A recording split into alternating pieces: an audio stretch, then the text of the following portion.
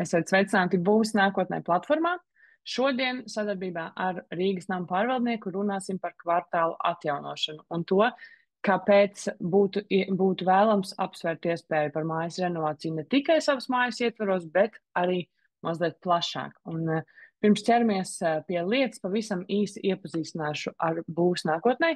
Tātad platforma pieredzes apmaiņai, veidojam daudz un dažādu noderīgu saturu daudzdzīvokļu māju iedzīvotājiem, kā arī sniedzam inženieru konsultāciju pakalpojumus. Bet te arī ekrāna stūrītī varat redzēt QR kodu, droši skanējiet, tas jūs aizvedīs pa taisno uz mūsu platformu, kur tad arī varēsiet redzēt visu, ko mēs darām un visu, kas ir aktuāls. Aicinu jā, noteikti piesakot arī mums sociālajos tīklos, lai nepalaistu garām jaunāko informāciju. Bet mūsu šīs dienas webināra vadītājs, Rīgas nama pārvaldnieka māju atjaunošanas projektu vadītājs Matīs Baleklētis. Ar sevi noteikti iepazīstinās arī mazliet plašāk, bet Matīs šodien mums pastāstīs vairāk par visu, kas jāzina saistībā ar kvartāla atjaunošanu. Droši arī izmantojiet čata funkciju, lai uzdot savus jautājumus, uz kuriem webināra beigās centīsimies atbildēt. Matīs, vārds tev. Tad labvakar visiem. Mani sauc Matīs Baleklētis, no māju atjaunošanas nodaļas projektu vadītājs. Kā jau šodienas tēmu jau jūs dzirdējāt, tā būs par dzīvomās mājas atjaunošanu un kvartāla metodas pielietojumu. Protams, arī pastāstīšu kaut ko no tā paša pamata, kas ir mājas atjaunošana, jo tas arī svarīgs process ir. Un, lai būtu skaidrība, kā to veikt un tieši šīs kvartāla metodas ietvaros. Un, protams, arī padalīšos par vēl citām lietām, kas ir Renewal projekts, kas arī ir viens no šī te Altumā aizsācēja kvartāla atjaunošanās metodas īstenotājiem. Tā kā varbūt pastāstīšu nedaudz no tā, no kurienes esmu nācis. Tātad tas ir Rīgas nama pārvaldnieks, mums tātad apsaimniekošanā 3500 mājas. Nav maz, kā saka, tad 143 000 dzīvokļu īpašnieku un 2000 darbinieku kopā mums iestādē ir. Tas ir mūsu tāds lielais apjoms, un ko tad, kā jau es minēju, šodien mēs apskatīsim, tad tas būs kāpēc atjaunot māju, Altuma atbalstu, Renewal pilotprojektu un Rīgas nama pārvaldnieka pieredzi. Kā mums ir veicies, izstāstīšu to, kā mums tas iet un ar ko mēs saskaramies. Tad kāpēc atjaunot ēku? Protams, ievērojami samazinās ēkas kopējais siltumenerģijas patēriņš. Būtiski samazinās avārijas risku un uzturēšanas izmaksas, pieaug dzīvokļu īpašumu vērtība, samazinās siltuma apgādes rēķini un māja iegūst jaunu un modernu izskatu. Par to īpašuma vērtību varu minēt, mēs cik pētījuši esam vidēji pat pieaug pa 30%. Protams, varbūt kāds var apstrīdēt, bet skatoties to vidējo tirgus izcenojumu, tad parasti pieaug pa 30%. Un tas būtiskais samazinājums, tātad ēkas kopējiem enerģijas patēriņam vidēji parasti mums ēkām ir 50% un vairāk. Tātad par Altuma atbalstu, kā jūs tātad zinat vai nezinat, tas jau tāpēc arī izstāstīšu.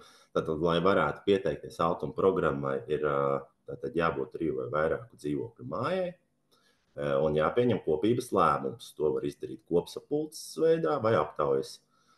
Protams, tagad ir stājies arī no pagājušā gada novembra mazākuma balsojums dzīvokļu īpašumu likumā. To var izdarīt arī un pieņemt lēmumu tieši šo mazākuma lēmumu un tātad ievērojot dzīvokļu īpašumu likuma prasības. Galvenais vēl Altuma nosacījums tātad ir mājas parāda saistības. Tātad mēs to parasti saucam par maksāšanas disciplīnu, lai pēdējos tātad 12 mēnešos ir mazāk par 10% no visu pakalpojumu sniedzēja rēķina summas. Protams, ja pārsniedz šo te procentu, tad, protams, Altums šo te aizdevumu var neizsniegt, bet lielākoties, kas mums ir bijusi pieredze un ko mēs tagad esam Rīgas nama pārvaldnieks pieteikuši uz jauno programmu, no 58 mājām mums vienai bija, kā sakam, nelielas problēmas, bet tāpat tās to disciplīnu izlīdzināja par šī dzīvokļu īpašnieki. Protams, tātad jāsagatavo ēkas energosertifikāts, kur ir minimālais ietaupījums ir 30% un virs. Ja šos nosacījumus nevar sasniegt, protams, tad Altums šo līdzfinansējumu nevar sniegt, jo nav izpildīti nosacījumi. Tātad nedaudz par atbalstiem minot. Tātad viens no atbalstiem, kas Altuma šī ēka atjaunošanā ir 50%, tad, ja ēkai tiek uzstādīti šie rūpnieciskie ražotie koka karkasa paneļi, un pirmajiem 10 projektiem tad ir iespēja vēl iegūt 150,000 atlaidi no attiecināmām izmaksām. Pagaidām mums pārvaldniekā šāda vēl ēka nav bijis, kas piesakās.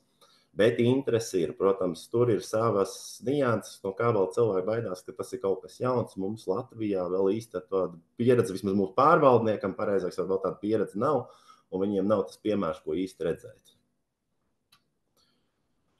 Protams, tātad atbalsta tas formāts, kas ir standarta, tātad ir tie 45%, ja ēkai ir ventilējumā fasāde, tātad uzstādīta. Tas ir tagad pēdējā laikā lielākais tops, ko mums ir vairāk mājas pieteikušās. Un tad ir tie 40%, kas ir parastajai fasādei, apmestajai. Un uz šo mums kaut kā šogad šī programma nebija pieteikušies tik daudz cilvēku, jo viņi tomēr novērtēja šo ventilējumu fasādu un izvēlējās šo risinājumu.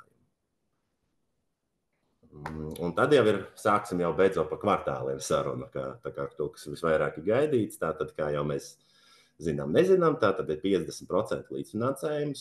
Tātad, ja piesakās 3 un vairāk ēkas. Protams, jāpiesakās Altumā, viņiem ir būtībā vienlaicīgi, un šī gadījumā mēneša laikā ir jāizpilda visi Altuma pieteikumi, un attiecīgi tad viņus uzskata kā šo kvartālu. Kas varbūt ir tāda problēma lielāka, kad Altumā ir jānorāda, kuras tās blakus mājas būs. Un parasti gadās tā, ka jautājums, kā kaimiņi savā kvartālā komunicē, vai zina to, ka kāda māja blakām atjaunosies un pieteikties vienlaicīgi. Tas ir tāds, kas pagaidām parāda to, ka ir jābūt savstarpējai komunikācijai starp iedzīvotājiem ne tikai mājā, bet arī jau kvartāla ietvaros. Kā mums jau arī minēja, mums arī ir pieteikti kvartāli. Tātad mums ir Purciemā 5 mājas, kas kvartālā startē. Teikā, Juglā un Ziepniekalnā katrā ir pa 3 mājām. Tas process, kā tas viss uzsākās, bija diezgan interesants. Purciemā tas viss sākās pateicoties vienai mājai, kurai bija ap 144 dzīvokļiem. Viņi bija ļoti aktīvi. Viņi saprata to, ka tas moments, kad ir kaut kas mājai jādara. Viņiem nepatīk tas risinājums, kad katru reizi krāt naudu šiem te remonta darbiem. Viņi saprata to, ka tas ilgtermiņā nav pareizākais risinājums, kā sakārtot ēku, un tā arī viņi pie mums nonāca. Rīgas tam pārvaldnieki sāka konsultēties, un mēs viņiem piedāvājam šo variantu, kā iet uz Altumu un mēģināt ēku atjaunot. Un starts nebija pat plānots tāds, ka tas būs izmantojot kvartāla metodi. Un beigās to arī izdzirdēja pārējās kaimiņa mājas, arī ar gāja visādi. Citās mājās tas gāja ļoti vienkārši, pieņēma lēmumu ātrāk nekā pirmā māja. Un citās mājās atkal bija problēma, ka, protams, iedzīvotāju informātības pieejamība un to, ka bija diezgan daudz visādi faktori, kurus mēģināja sākumā noliekt, ka tas nav vajadzīgs, ka tas viss ir dārgi. To, ko, man liekas, lielākā daļa šeit dzird mājās, ir ar to saskārusies. Un tā bija tā varbūt lielākā problēma, bet to arī atrasinājām. Juglā un Teikā mums ir vairāk tādas mazākas ēkas, kas ir ap 12 virs dzīvokļiem. Tur atkal, kāpēc viņi gribēja šo kvartāla metodu, tas bija tāpēc, ka viņi apzinās, cik ir tie 5% klāt, ja izvēl šo ventilējumu fasādi. Un viņi saprata to, ka viņiem tas ir daudz izdevīgāk, un kas bija labums tāds, ka šīm mazākām ēkām viņas tomēr ir daudz komunikablākas kaimiņu starpā un arī blakus esošo. Un tas arī palīdzēja viņiem tomēr pieņemt šo lēmumu un startēt kopā. Tas ir tāds, ko mēs tā saskārāmies. Tad varbūt pastāstīšu par šo renewal projektu. Tas tomēr mums ir viens no tādiem aizsācējiem, arī Altumam, par šo kvartālu atjaunošanu. Esmu arī šī pilotprojektā, kas viņā ir interesants. Tas, ka tas starts bija, protams, kā izdomāt to visu, kā realizēt. Un tas, kad mēs arī tajā projektā skatījāmies uz to, ka viena no lietām, kas parasti ir, kad ēka ir skaista, viss ir super, bet beigās jau gribās arī to teritoriju labi iekārtot. Kad ēka ir sakārtot, tad sākam jau ar domāt par teritoriju. Un tad tā ideja bija tāda, ka vajadzētu šādu projektu, lai īstenotu attīstību šai kvartāla metodē. Tātad, kas mums bija tāda esošā tā situācija, kā jau arī iepriekš minēja, tad lielākā daļa Rīgā daudzdzīvokļu māju laikapstākļu un nepienācīgu uzturēšanas ietekmes, bet šobrīd ir sliktā stāvoklī. Un tas nav, protams, melots.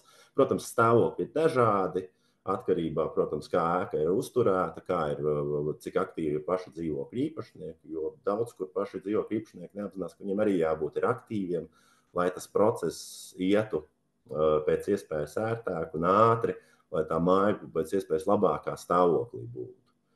Un tad, protams, ir ēka atjaunošanas tempi. Līdz šim ir bijuši ļoti lēni. To, ko mēs jau redzam, mums pieņemsim ārpus Rīgas, tas iet ātrāk. Mums Rīgā tas, protams, iet lēni, pēc ka mums tauta to tomēr skatās savādāk. Un daudziem ir uzskati Rīgā, kāpēc to dara pārējie, tāpēc, ka viņi grib, viņiem tas ir sastāstīts stāsta muļķības, bet reālajā dzīvē to ārpus Rīgas to diemžēl cilvēki apzinas labāk un pareizāk, un tāpēc to ātrāk izdara, un viņiem dzīve ir vienkāršāka šai brīdī.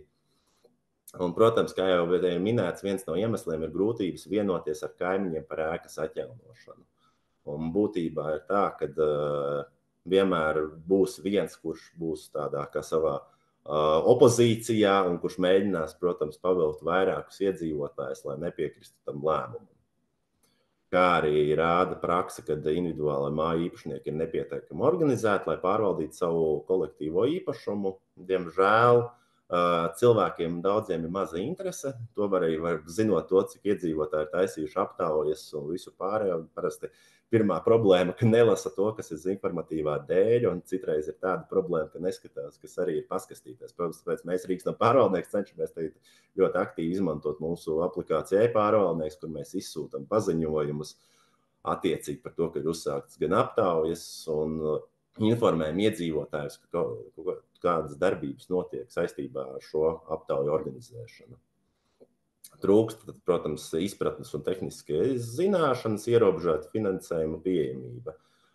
Būtībā, jā, tas ir tāda sava veida problēma, jo, kā mums jau pagaidām, paldies, ka tāds altums ir, mums ir iespēja ko izmantot, bet, tas finansējums, skatoties uz to visu Latvijas tādu lopumu, protams, Rīga ir ļoti liela, ir diezgan daudz ēkas, nekļūdos ap 12,000. Un lielākai daļai šīs finansējums ir vajadzīgs, un, lai pieteiktu visu Rīgu, tas nebūs viena gada jautājums. Un, protams, tātad, kas arī ir Ņūbalā, ko mēs arī apspriedām, un kāpēc tas kvartāla metode bija nepieciešama, tāpēc, ka tie paši pagalmi šodienas prasībām ir nepiemēroti un novecojuši. Kā jau mēs to redzam, īpaši cilvēki, kas dzīvo tātad šajos kvartālos, sēriju veidu ēku, redz, ka, protams, ir, kam ir labi ceļi, bet lielai daļai tas arī var beidzās to, ka tie ceļi nav uzturēti un nav apkopti bijuši laicīgi, jo nav vai pieņemti kādi arī īpašnieku lēmumi, vai arī šajā gadījumā nav pietikušas izmaksas to sakārtošanai. Un, protams, tā tad vēl, kas ir pa lietu, tā vienāda skatījuma un risinājuma trūkums no pašvaldības, lai atvieglotu procesu. Ir problēma ar to, ka šodien brīdī vēl pagaidām tāds vārds kvartāls ir kaut kas jauns. Vēl, kā saka, tam vēl jāiegūst pieredze, un pagaidām nav risinājums, kā uz to vēl ir jau pamazām, bet nav precīzi risinājumi, kā uz to visu pareizi skatīties. Un tā tad kvartālu pieeja, kas mums no Reņūvala tāda projekta posma bija, jauns posms tad pilsētu plānošanā, jauns teritorijas attīstīšanas pieeja, atjaunot ēkas, tiek pieņemta vērā telpiskais perspektīvas, plānveida renovācija un vienlaikus paredzot dzīvumās vides atjaunošanu. Šajā gadījumā Reņūvalā, lai varēja pierekteikties, tad vajadzēja būt tā, ka pieņem 3 un vairāk ēkas kopības lēmumu. Un, protams, redzējām to arī pieredzi arī no šī Reņūvala pieejas un kvartāliem. Kā saka, ar vienu kvartālu mums bija sākumā šīs testa kvartāls, kur mēs attiecīgi redzējām, kāda tā dzīve bija. Un problēma bija lielākoties tāda, ka bija ļoti daudz negācijas no iedzīvotāju puses par šo un neizpratne. Jo uzskati bija to, ka nevis viņiem ir vajadzīga šī atjaunošana, bet mums ir vajadzīga. Bet, protams, tika komunicēts, stāstīts, un kā tas viss notiek, kādi ir tie plusi un mīnusi un viss, bet tāpēc iedzīvotāji ļoti šauri mēģināja skatīties uz šo jautājumu. Tad kā tā šī kartāla, tātad atjaunošana, tas ir nodrošināt daudz dzīvokļu ēku atjaunošanu un dažādu atjaunošanas iespējas, tas, kas mums ir skaidrs, kad ir nepieciešams tad ēkai un motivēt to ar iekšpagalma attīstību. Un te mums bija maza vizualizācija, kā aptuveni tam būtu jāizskatās, kā mēs redzam pa kreisi, protams, tipisks sēriju veida ēku pagalms, un pa labi jau tas bija doma tā, kā mazā skica, kā varētu to arī sakārtot un to domu pārdot iedzīvotājiem, pareizāk tā, laikam es arī atļaušos pateikt, lai tā viņi saprastu to projekta vajadzību. Kvartāla pieejas ieviešanai, tas nav tik vienkārši, kā es minēju, process, tam tika iesaistīts vairākas puses. Tātad sākot ar to, kā attīstības un rīcības politikas dokumentu pilnveida, finanšu stimuls un atbalsts, tur bija nepieciešams institūcijas sadarbības veicināšana, kvartāla atlase un dzīvokļu īpašnieku iesaist un aktivizēšana. Protams, komunicējām savā starpā gan Rīgas nama pārvaldnieks, gan Rīgas enerģētikas aģentūra, gan īpašuma departaments, gan ar Altumu tika veiktas komunikācijas un visi, protams, arī pārējie, kas tika iesaistīti. Paldies, ka vispār iesaistās un mēģina atrast to, zelta vidusceļu šim jautājumu atrisināšanai. Tātad mums bija arī šim Renewal projektam kvartāla atlase. Tas, protams, viss notika šādā te, kā saka, mums bija caur GeoRīgu pieteikšanās. Pieteikšanās, es tagad nekļūdos, bija pagājušā gada septembrī. Negribu samalot par datumu. Es precīzi nevarēšu tai pateikt, bet bija tā, ka varēja pieteikties jebkurš. Un mēs izvēlējāmies šos te pilotu kvartālus pēc tā, kur bija vairāk pieteikumi tātad šai GeoRīgā. Kā jūs redzat, lielākā mums tāda pieteikums bija šai te, kā saka, kreisajā krastā vienkāršākos vārdos. Un tur mēs attiecīgi arī bija lielākais pagaidām tāds kvartāls, kas arī pamazām top, kur iedzīvotāji arī ir aktīvi. Plānots ir 13 mājas, redzēsim, kāda būs realitāte. Pagaidām pieņēmuši lēmumus bija 6 mājas. Un iet uz priekšu, un mājas mēģina aktīvi šo lēmumus pieņemt, jo saprot, ka kaut kas ir jādara, ka ēkām ir nepieciešams veikt kaut kādu darbus, un grib arī sakārtot šo teritoriju, un tas viņiem bija tāds liels motivators, kāpēc vispār jāpieņem lēmums par ēku atjaunošanu. Un tas būtu tāds, kā saka, burkāns viņiem šajā brīdī, kas ļauj to visu realizēt. Tātad mums bija, protams, arī atlase, tātad identificētie aktīvie kvartāli, to, ko es arī minēju un rādīju šai zīmējumā. Attēlā, pareizāk sakot, kur arī bija norādīts tātad pēc pieteikumu skaita, kur vairāki pieteikušies, tikšanās ar kvartāla aktīvistiem, mums tika, un tad sapulču arī organizēšana, mēs gan tikāmies ar kvartāla aktīvistiem, mums bija Rīgas domas telpās tikšanās. Mēs organizējām visām mājām arī sapulces pie katras mājas. Protams, ja skatās tā, ka katram tās teksti bija dažādi, kāpēc to vajag, kāpēc to nevajag. Un mēģinājām arī risināt to jautājumu, lai tas viss jautājums iet uz priekšu un lai tās ēkas arī tomēr domātu par to, ka vajag arī kaut kādus darbus sākt vajag darīt. Un tad, protams, mēs arī gaidījām šo kvartāla dzīvokļu īpašnieku lēmumu pieņemšanu par atjaunošanu. Tad tas ir tas pats lēmums, kas iet uz Altumu, ko jūs arī esat gan jau redzējuši, kas ir interesējušies. Un tātad tas bija noteikums, kas ir vajadzīgs, lai pieteiktos šai pilotu projektā. Un tad bija galvenais nosacījums kvartāls, kurš pieņem pirmais lēmums par ēku atjaunošanu un dalību Renewal projektu priekšrocības kvartālu, kurš iegūs maksimālo punktu skaitu vērtēšanā. Attiecīgi, tātad tie, kas bija pirmie un atbild mūsu kritērijiem, tātad tie arī varēja iegūt šo te Renewal atbalstu. Un tad sadarbība, kas viņiem tiek izstrādāta vīzija, tiek gatavots arī būvprojekts pa projekta līdzekļiem un saņem arī Rīgas domas atbalstu iekšpagalbu un publiskās ārtelpas atjaunošanai. Un tas bija arī liels tāds motivators, kāpēc viņi arī aktivizējās. Tāpēc tā pieredze ir dažāda, redzēt ar to, kur vienām, kā saka, mums kā pārvaldnieka pusē, kur bija ēkas tīri, jau interesējās par to atjaunošanu un saprata, ka ir kaut kas jādara, un kā šīs Tēreņu Ūvala kvartāla metode attīstījās no tā, cik palielināja ar to interesi, ja ir kaut kāds labums arī sakārto šos ieškušpagalmus. Kas tagad parasti šīs ir tas, ko skaļi vairs neviens nerunā, bet, ja tā godīgi, kas arī bremzē māju atjaunošanu kvartāla ietvaros, tas ir iedzīvotāju zema aktivitāte un iesaiste.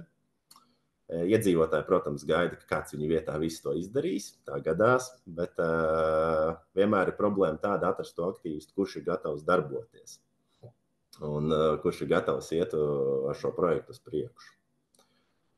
Iedzīvotāji nespēja vienoties un pieņemt kopības lēmumus. Protams, tā ir ļoti liela problēma. Pagaidām vismaz visi lielākoties lēmumi ir pieņemti ar 50+1 balsi, attiecīgi pēc dzīvokļu īpašuma likuma. Mazākumu balsojumu mums ir mazāk, bet, protams, tas jau arī radīja to iespēju, kā palielināt šo iespēju, ka pieņems lēmumus par ēku atjaunošanu. Iedzīvotāji vāja informatība un par renovāciju, un tās rada mītus, aizspriedumus un bailes. Parasti, kā man viena teica, es atcerēšos vienmēr, man viena tante pieturā teica, un tad sākās. Un tās problēmas, kad ir dzirdēti visādi tie fakti vai pelēs sienas, vai tur problēmas būs ar ventilāciju, bet vienmēr tā problēma ir tāda, ka tas ir kaut kur dzirdēts un nav tā reālā situācija parādīta, pastāstīta, kur tas ir. Un tas, protams, ir cilvēki, kas šo klausās un rada tādu mītu iedzīvotājiem, kad var būt viss slikti un no tā visa ir jābaidās. Un tā ir tāda viena no problēmām, kas var būt. Un iedzīvotāji uzskata, ka atjaunošanas process ir pārāk ilgs un sarežģīts. Jā, diemžēl uzskata, ka tas ir ļoti ilgs process. Ja mēs skatāmies no tādas reālās dzīves, parasti tas process vidēji iet 2 gadi, protams, vairāk atkarībā kāda ir māja, cik liela, kāds ir šīs problēmas ar šo ēku. Ļoti daudz, ko maina, pieņemsim, ir balkoni, tas pats, bet tas nav tik garš un ilgs, kā to pasniedz iedzīvotāji, protams. Galvenais jau tas arī, kas pagarinātu var visus šos procesu, ir paši arī iedzīvotāji, ja nepieņem kopības laiku lēmumus ar pirmo reizi, tad ir atkal, protams, jātaisa informatīvas sapulces, jāskaidro tā situācija, kāda ir ar ēku, jāizskaidro vēlreiz par izmaksām, un, protams, ir visādi mazas tādas nianses, ko vienmēr aizmirst, pieņemsim, bailes par tiem pašiem aizdevumiem, kāda būs veikša atmaksu, kas notiekās tad, ja šī gadījumā parāds netiek atmaksāts. Un tādi jautājumi parasti visus biedē, bet tas ir ilgs un skaidrojošs darbs. Kā Rīgas nama pārvaldnieku projektu vadītājs var teikt, tas tiek skaidrots vairākiem iedzīvotājiem, gan to pašu aktīvisti arī stāsta. Un, ja prasa, kurš ir tas pareizais veids, tad reālajā dzīvē tad ir jāstāsta pēc situācijas. Ir vairāk cilvēku, kas uzticās tieši mums kā pārstāvjiem Rīgas nama pārvaldnieki, ir vairāk, kur uzticās saviem mājas iedzīvotājiem vai šai biedrībai. Un te jau, protams, mēģina atrast to zelta vidusceļu un paskaidrot iedzīvotājiem, kāds būs tā reālā dzīve, kā tas viss notiksies, un kad liela daļa ir aizspriedumi un tās pašas bailes. Tagad varbūt pastāstīšu par Rīgas nama pārvaldnieka pieredzi patieši ēku atjaunošanā un kā mums ir gājis, būs arī piemēri. Un kāpēc tad atjauno mājas? Man mīļākā bilde šī ir vienmēr bijusi, tāpēc, kad viens no tādiem parasti problēmām ir tie paši stāvvadi, kad pēc 907. ministra kabineta noteikumiem par lielākai daļai ēku ir eksploatācijas termiņš beidzies. Protams, apzinās to iedzīvotāji. Un vienā brīdī to sāk arī just savos rēķinos, kad par avārijas darbu izmaksām. Protams, katru reizi saprot to, kad ja taisīs to vienu to pašu cauruli, tas beigsies ar to, ka vienkārši tas izmaksas būs dārgākas, un tas efekts nebūs tāds, kā sakārtojot to pašu, visu to pašu ūdens sistēmu. Protams, arī radiatori, kas ir problēmas, tieši, ja redz pa labi bildē, tas aizsējums, tas ir no apkuras sistēmas, un gadās tā, ka pilnvērtīgi nestrādā apkuras sistēma. Gadās tā, ka ir māja ar 2 kāpļu telpām, pat nevajag 2, ka vienā pusē pieņemsim ir augsts, tāpēc, ka problēma ir to, ka sistēma ir aizaugusi un jāmaina pilnībā apkuras sistēma. Otrā pusē var būt ļoti karsts, tāpēc, ka sistēma strādā šī gadījumā pilnvērtīgi un pat problēma ir tāda, ka viņi nevar regulēt šo te apkuras sistēmu.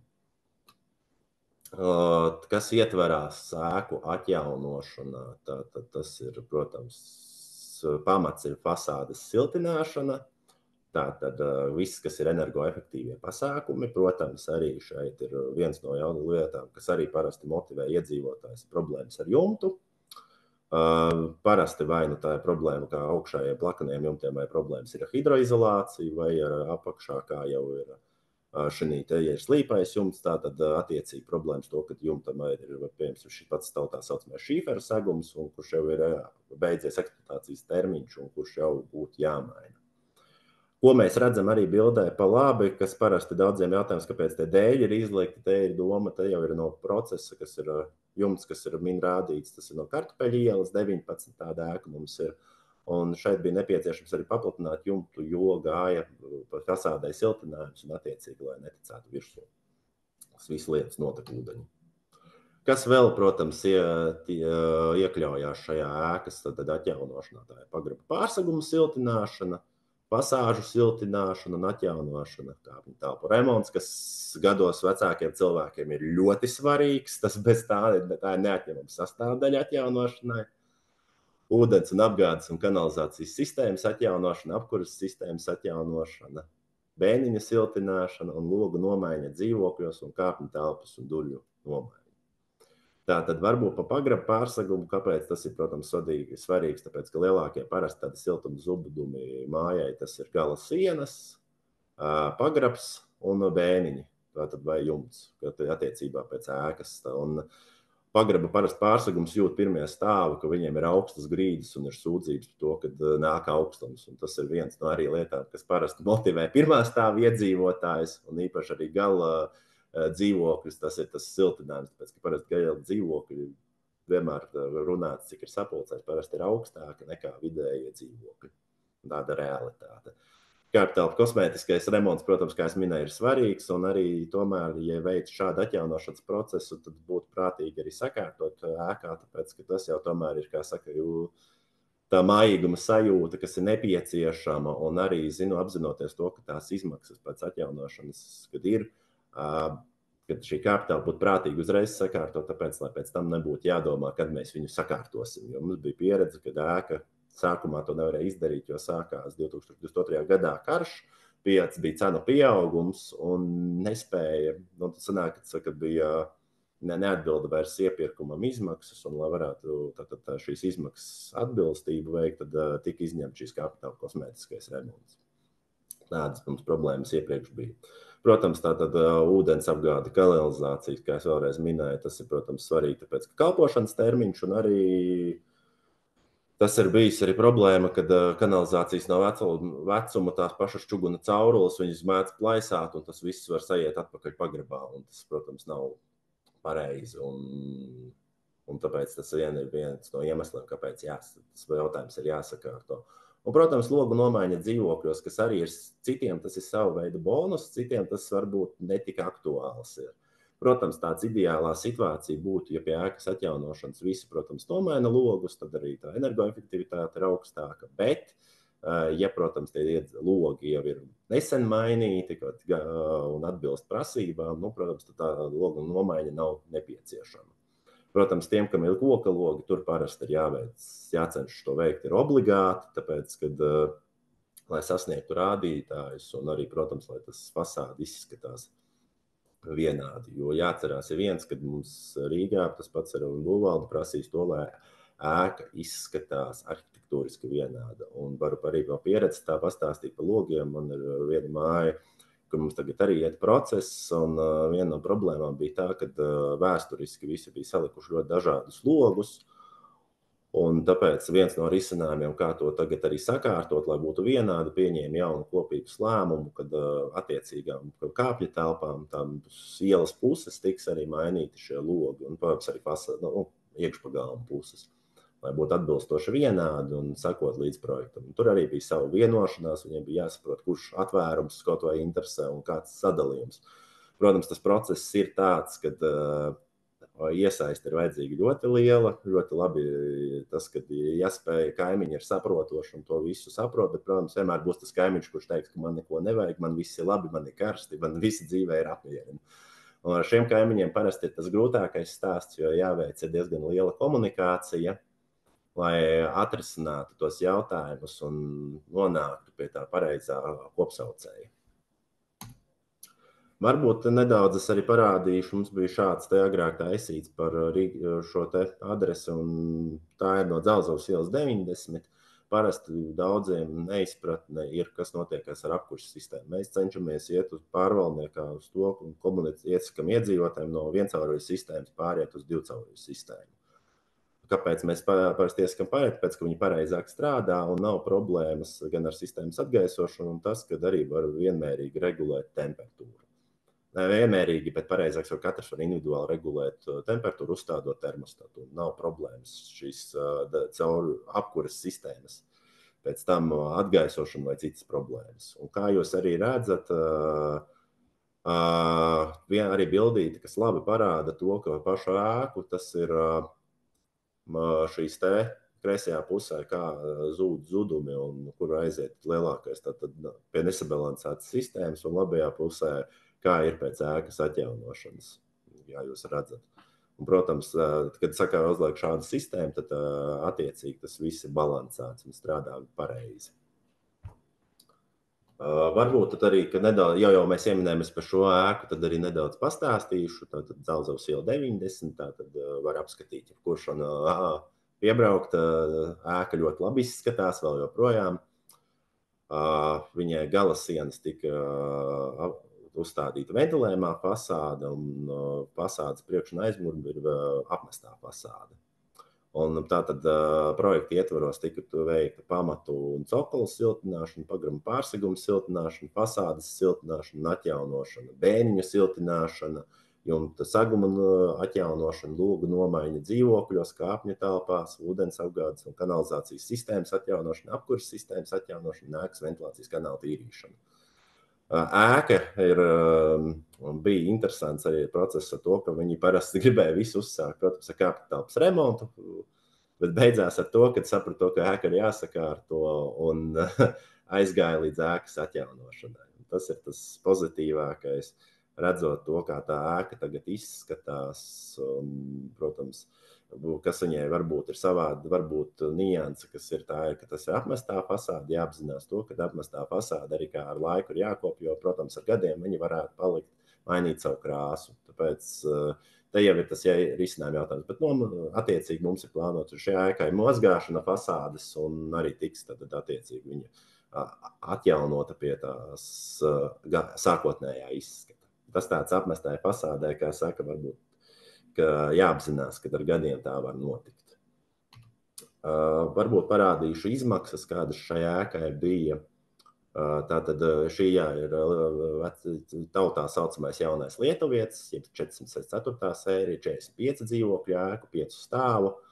Tātad, protams, kopējais tātad platība ir 2399 kvadrātmetri, kas gadu jau jūs redzat, bet kas bija interesantākais šī jautājumā bija tas ēkas patēriņa ietaupījums. Un kā jūs redzat, pirms atjaunošanas, kā izskatījās 2021.–2022. gads, un kā izskatījās ēkas atjaunošanas dati pēc atjaunošanas. Protams, grūti salīdzināt šos pa gadiem, tāpēc, ka katru gadu jau, kā jūs redzat, tie laikapstākļi ir dažādi. Es atcerēšos to pašu 2003. gadu un 4. ziema bija ļoti augsta. Šī gada ziema mēs jau redzam tomēr, tā temperatūra bija daudz patīkamāka. Bet ko mēs redzam, tos ietaupījumus, un tie ietaupījumi ir diezgan lieli.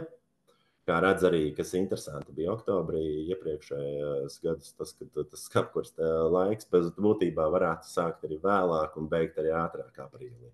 Tā kā ēkas atjaunošana samazina savā veidā apkuras sezonu, bet parasti iedzīvotāji atstāja apkuru pieslēgtu, tāpēc, lai būtu savs komforts. Un tas ir tas labums pie tās ēka atjaunošanas, ka jau var katrs regulēt sev atbilstošu temperatūru un katram ir tātad sava komforts. Kas es tālāk parādīšu, kas parasti visus interesēs, gan sapulcēs, gan vienmēr tas svarīgākais jautājums arī gan pie kvartāla atjaunošanas, jebkuras, tās ir izmaksas. Un parasti, kas ir mīts, ka tas viss maksās nenormāli, kad mums tūlīt nāksies iet no dzīvokļiem ārā, ka mūs tūlīt izliks, nespēsim samaksāt. Nu, kā jau es teicu, tā ir cilvēku, tā, ka viņi nav pietiekoši informēti. Un varu parādīt šīs ēkas salīdzinājumu.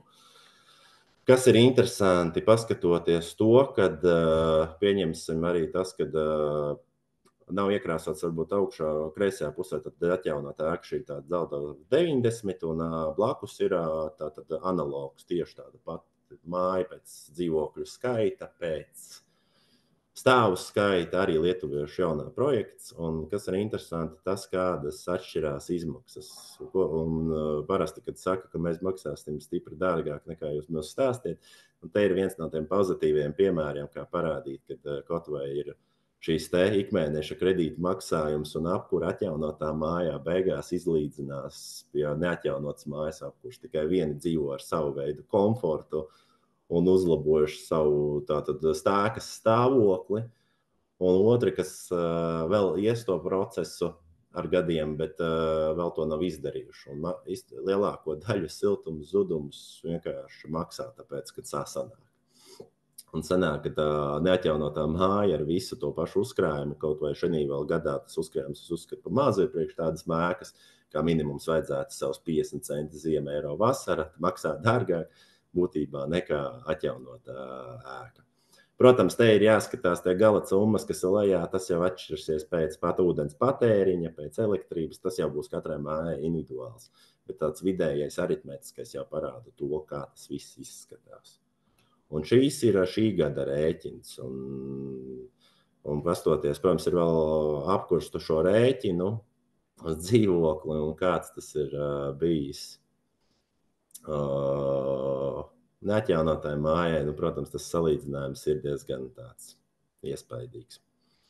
Un, protams, kas ir tas labums, kad šai Dzelzavas ielai 90 tagad arī par tādiem lieliem remontdarbiem nav jādomā, un viņi arī var krāt līdzekļus kaut vai tagad tai pašai teritorijas labiekārtošanai, kas viņiem rada savu bonusu. Bet ko mēs ar to visu, kas ir galvenais, lai kaut kas iet uz priekšu, tas, protams, ir jārēķinās tādā kvartāla metodē. Tā ir komunikācija savstarpējā iedzīvotājiem, savā starpā, un būtībā sava veida arī kaut kāda kaimiņu uzticēšanās, kas ir ļoti svarīgi, lai tas viss process iet uz priekšu un varētu attīstīties līdz tam, un līdz kam mums jau pārvaldniekā ir nonākuši šāks, un mēs ceram, ka būs vairāk, un tas pozitīvais piemērs kaut kādu to parādīs to, ka tas ir izdarāms un ka nekas nav neizdarāms. Varbūt no tāda viedokļa. Tā kā es varbūt teikšu paldies no tāda tagad no prezentācijas. Es parasti vairāk esmu pieredzes iet uz sapulcēm un sagaidīt jautājumus. Es ceru, ka jautājumu ir daudz un mēģināsim arī atbildēt. Varbūt tad varētu arī attiecīgi. Jā, jautājumi mums ir sakrituši. Tas ir tieši tā, kā tu vēlējies atbildēt uz jautājumiem. Ļoti labi. Jā, tātad te mums Edgars jautā, kādi ir argumenti tiem īpašniekiem, kas katrā sapulcē bļauj, ka renovācija ir dārga. Tas arī tas, kur tu pieskāries maksājumiem, bet te klausītājs uzsver arī par to, ka šo te kredītu maksājumu jāmaksā vasarā, bet tas ietaupījums visvieglāk parādīt ir ar ziemas rēķinu uz apkuri, bet maksājums ir arī vasarā. Nu, būtībā tas varbūt tas risinājums, kā to parādīt, ir parādīt to, ka jums, ka jau katrai mājai ir savs tas uzturēšanas darba plāns vai remonta darba plāns, kas jums ir jādara, un mēģināt izskaidrot to, kad paskatoties uz tām izmaksām, kādas ir tagad, kādas viņas būs sakrājotos līdzekļus un pēc 20 gadiem. Un mēģināt, jo jāatcerās, ka ir inflācija un viss pārējais katru gadu, un tās izmaksas nepaliek mazāk, tad paliek ar vien dārgākas. Tad te ir par būvniecības projektu realizācijas metodu jautājums. Vai tavā skatījumā projektē un būvē metode šajā renovācijas procesā pasargā no projektētāja kļūdām? Es teikšu tā, ka vai pasargā ir savi plusi, ir savi mīnus, neviens nav nepareizs. Te ir vairāk jau jāskatās uz to variantu, kuru vēlās iedzīvotāji iet. Mums pagaidām vairāk iedzīvotāji iet standarta metodi, tas ir izstrādā projektu un attiecīgi iet uz šo atjaunošanu. Bet projektai būvē arī ļoti labs variants, kā atrisināt to jautājumu un tomēr arī savu veidu, ko pieredzi dzirdēt. Vienīgais, ko es varu teikt, tas ir par projektētājiem, ka ir vienkārši jābūt vājai ar labai komunikācijai aktīvistiem starp projektētājiem. Parasti tās kļūdas, kā saka, ir daudz mazāk. Un, protams, arī tāpēc vienmēr veicot atjaunošanu, ja labāk, ja paši, kā saka, nav nozarē, tad būtu vēl prātīgi arī paņemt projektu vadītāju, kas arī attiecīgi jūs mēģina ievadīt pareizajās sliedēs. Tā es varbūt nokomentu. Jā, te par būvuzraudzību jautājums, vai kvartālu apbūvē būvuzraudzību visa kvartāla ietvaros veiks viens būvuzraudzības uzņēmums? Pēc tā visa, kas skatoties, jāatcerās vienu, kad vēl kā Altumam arī tie nosacījumi ir jāskatās, kādi būs. Būtībā nav aizliegts katrai mājai ņemt savu būvuzraugu, bet varbūt no tāda kvartāla skatījuma būtu interesantāk mēģināt ņemt vienu, varbūt draudzīgākas cenas būtu šim kvartālam, jo tomēr viņš ir lielāks un tātad būvuzraugam ir vairāk darba vairākos objektos vienā vietā. Tā es teiktu. Paldies. Valters jautā, vai Rīgas nama pārvaldnieks meklējot ēkas šim te Renew All projektam ir izskatījis iespēju virzīt šo projektu arī sadarbībā ar citiem pārvaldniekiem, lai uzlabotu nosacījumus ar saviem klientiem? Jā, pagaidām mums ir tā, ka šīs kvartāla metode par renewal ir beigusies pieteikšanās, bet noteikti mēs varam izskatīt un izrunāt darba grupās par šo jautājumu, jo nav teikts, ka pēc renewal projekta nebūs kāds nākošais projekts. Jo tas tomēr ir parādījis to, ka uz šo ēku atjaunošanu ir interese un īpaši uz šo teritorijas labiekārtošanu. Labi. Tad nākamais jautājums ir, kāds ir jūsu kā nozares speciālista viedoklis pēc informācijas, ko sniedzāt prezentācijas sākumā? Tātad Rīgas nama pārvaldnieks pārvalda 3500 ēkas, no kurām mazliet virs 50 pēc preses relīzēm te ir pierakstīts. Esat pieteikuši šogad uz renovāciju, tātad 1,5% no kopējā portfeļa apjoma. Kā tu varētu komentēt, vai šis apjoms varētu palielināties pārskatāmā laika periodā? Varbūt kas ir galvenie šķēršļi? Sāk ar vien vairāk parādīties interese iedzīvotāju lokā. Mums šodien esam jau apzvanījuši iedzīvotājus, kas ir interesējušies. Bet būtībā vairāk jau ir skatījums uz to, kāda ir paša dzīvokļu īpašnieka aktivitāte. Mēs, protams, mēģinām no savas puses pārvaldnieka aktivizēt, iesaistīties un taisam arī seminārus, lai tā interese būtu arvien lielāka. Mums pat tagad ir arī aplikācijā ielikts, kad var vien uzspiest pogu un pieteikties konsultācijai, jo iedzīvotāji baidās citreiz zvanīt, kā vienkārši viņiem vajag vienu pogu uzspiest, lai nonāktu pie šīs konsultācijas. Paldies. Droši varat pierakstīt vēl jautājumus. Šobrīd uz visiem, kas mums ir sarakstīti, esam atbildējuši, bet kamēr gaidam vēl jautājumus, tikai atzīmēšu par to, ka aicinu noteikti piesakot būs nākotnē sociālos tīklos. Esam arī ielikuši čatiņā šīs saites. Tur visātrāk atradīsiet vienmēr informāciju par aktuāliem webināriem, bet šī webināra sakarā viens neliels lūgums, bet ļoti svarīgs ir aizpildīt pavisam īsu atsauksmi par šo te webināru, redzēt QR kodu savā ekrānā, to varat noskanēt mobilajā tālrunī, vai arī čatā redzēsiet saiti arī uz šo te atsauksmju anketu, un viņa arī parādīsies automātiski pēc Zoom meeting beigām, tā kā lūgums neatslēgties. Tad jā, novērtēsim jūsu atsauksmes, un tas mums noteikti palīdzēs radīt vērtīgu saturu arī turpmāk. Te mums ir vēl jautājums Matīsam. Vai jūsu pārvaldībā ir arī 12 dzīvokļu māja, kas ir renovēta? Jā, mums ir renovētas ēkas. Ja interesē, droši ir mans e-pasts rakstīts prezentācijā, var uzrakstīt, mēs varam atsūtīt. Mums ir tāds arī uztaisīts informatīvs materiāls iedzīvotājiem, kur mēs arī varam apskatīt vairāk dažādas šīs ēkas. Mums ir gan Staļina laika ēkas atjaunotas, gan koku ēkas, kas ir 12 dzīvokļiem, gan arī visa cita veida pirmskara. Un tā kā droši rakstat, varam, kā saka, padalīties. Īpaši, ja esat to Rīgas nama pārvaldnieka klienti, tad droši piesakieties, mēs visiem pastāstīsim, kas ir nepieciešams. Super, paldies. Pagaidām izskatās, ka vairāk jautājumu mums nav. Visticamāk, ka uz visiem jau atbildēja prezentācijas laikā, par ko sakam lielu paldies gan tev, Matīs, gan Rīgas nama pārvaldniekam par šo sadarbību. Un tad ar to mēs arī šodien varam atvadīties un uz tikšanos nākamajos webināros.